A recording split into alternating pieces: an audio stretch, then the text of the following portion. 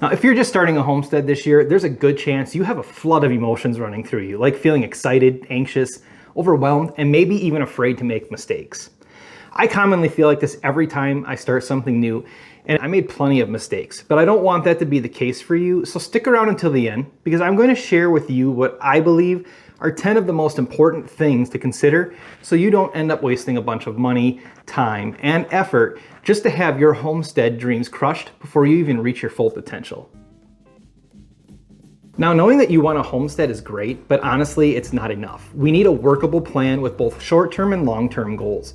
Maybe you're asking yourself, well, what does that look like? Oftentimes, it's common for us, especially myself, to have a long-term goal and dive in head first without establishing any short-term goals that can actually help us achieve our end result. Your long-term goal might be growing almost all the produce that you would normally just buy, living off grid, or provide for yourself in a way that you homestead full-time and actually generate an income from it. However, without a roadmap of smaller short-term goals in place, it's more difficult to track our progress and success. Having never done anything related to homesteading, it's probably a better idea to start with a smaller goal of learning how to care for commonly purchased, easy to grow produce like tomatoes, peppers, or lettuce. Start out with a few plants that bear the produce you buy and enjoy most often. You've already gotten your first bonus mistake to avoid. Be sure to grow what you enjoy eating. Don't just grow it for the sake of growing it because it's easy. Otherwise, you're just wasting money. Then learn how to care for your garden and recognize things like blight, fungi, or insects that could be harming your plants. As you learn to master that, you can add more variety to your garden the following year, or maybe even learn how to raise some animals like chickens. Starting small is the best way to learn, grow your confidence, and be successful, which takes us straight to number 2. So what has been your plan up to this point? Just go with the flow, dabble in a little bit of everything, or have you actually thought of a concrete path to success? Some people just end up taking on way too much, way too quickly. They want their garden, animals, and everything else that they feel will complete their dream homestead. Sometimes we think that we can take on everything all at once and just learn on the go, but that's not always the best thing. Don't get me wrong, it's great to be confident, but you don't want to burn yourself out right away. The problem with this logic is that we've realized that we're in way over our heads after it's far too late. And this approach can be even more devastating for those who plan to live off grid. Before the homesteader can even have a chance to research how to fix one problem, they end up with multiple problems on their hands. And it's easy to end up with a garden full of plants that are not thriving and animals that are either getting sick or dying. And for that reason, it's better to focus. Take on small goals like learning how to grow a garden first and overcome adverse conditions such as drought, infestation, and poor production. Once you've mastered the art of maintaining your garden, then you can maybe look at adding some animals like chickens or mastering the art of preserving what you grow. Personally, I'd focus on the food preservation first. Not being realistic can ruin the homesteading experience and cause severe financial loss, which takes us to our next topic. Have you ever found yourself watching a video where someone is using a really cool gadget, or maybe you have a friend that has a really neat gadget and you think, oh, if I had this would make my life so much better. I need to have one of these things. Well, as you watch and learn from other homesteaders, you may experience this. Now, if you're anything like me, I use a credit card for a lot of my purchases, but I have disciplined myself to use it wisely over the years. However, if you're not careful, it is very easy to spend $10 here and then maybe $10 there. Then all of a sudden you spend $100. And before you know it, now you've racked up over $300 in debt on things that you thought you needed, but didn't. It's impulse shopping influenced by others. To add insult to injury, you've spent money on all of these things, but you're not even seeing any kind of a return from whatever it was that you bought. I've been guilty of this one myself, and you need to make sure that it doesn't happen to you by setting up a budget. This couldn't be truer when it comes to running a homestead. You're going to have bills that need to be paid, and you're going to end up needing to spend money to expand your homestead operations. You might have to buy more tools. And when you start operating your homestead with a budget and treat it more like a small business, you can keep better track of how much you're spending, if you can even afford to spend, and what you're spending it on. You can also see if you're seeing any kind of a return on the things that you're investing in, and that takes us to our next topic. So you have yourself set up with a budget, and that's great, but honestly, that's not enough. You want to make sure that whatever you're spending money on your homestead is also helping pay you back. What do I mean by that? Well, for example, maybe you go out and you buy some canning equipment. Now, if this is what you decide to do, you want to make sure that you're saving money on canned goods by canning that stuff yourself and not buying it from the store.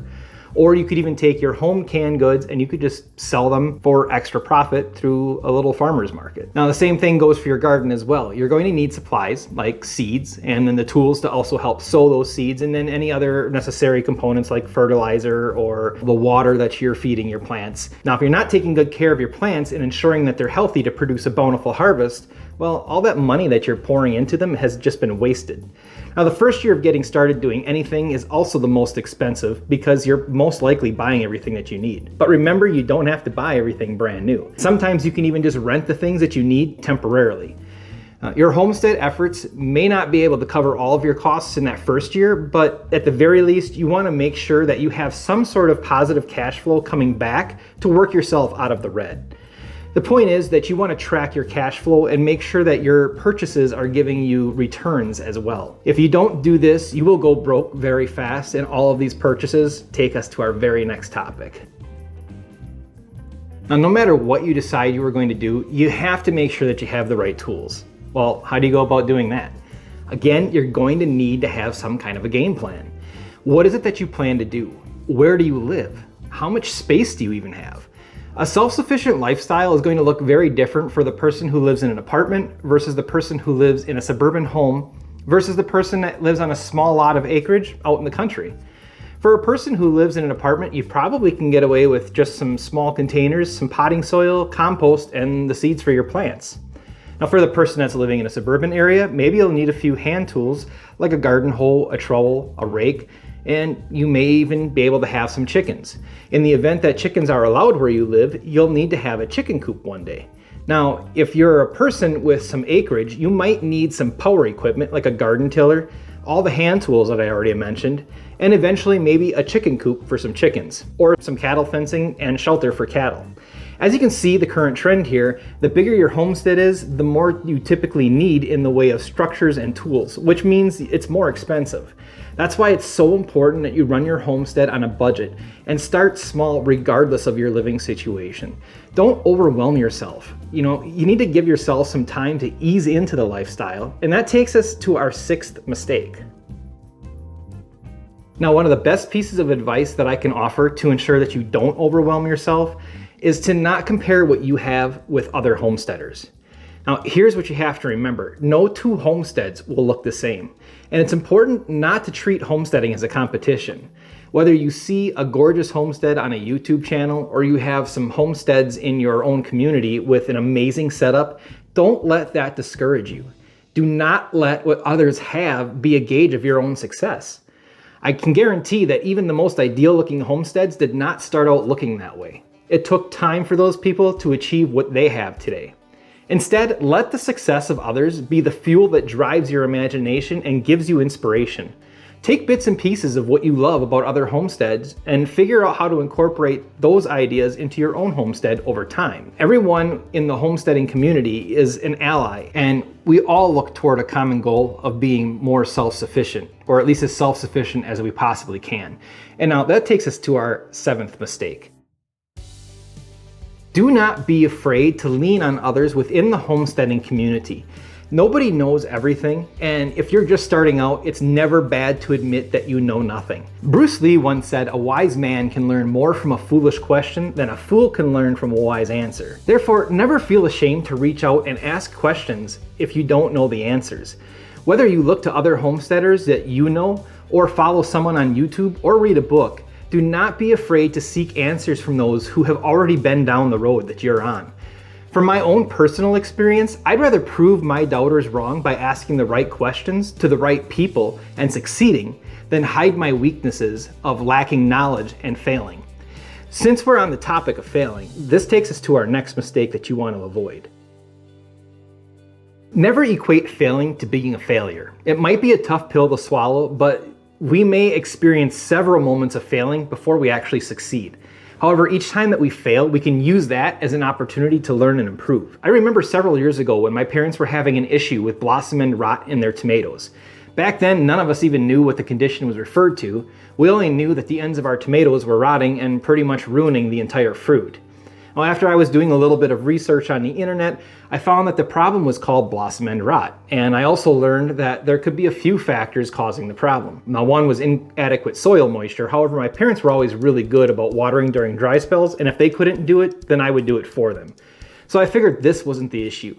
Then I came across the potential for inadequate calcium and phosphorus levels in the soil, so I went and I purchased a soil test kit. After conducting a soil test, I found that we had very low levels of phosphorus in the soil, so we made some amendments, and then the following season, we had a massive harvest of some of the best tomatoes that we've ever had. Now, the moral of this lesson is to keep going even when something fails. And look at it as an opportunity to improve your knowledge and do better. Now, all this talk about failing brings us to our 9th mistake that we want to avoid. Now, it's one thing to fail in the garden, but we really want to minimize the chances of failing our livestock. And here's why. Plain and simple, animals are expensive. And once you feel confident in the garden, the last thing we want to do is start taking on too many animals too quickly for a number of reasons. Remember that slow and steady wins the race here. Feed can be expensive as well as vet bills. Additionally, every animal is slightly different and requires a different level of care and shelter.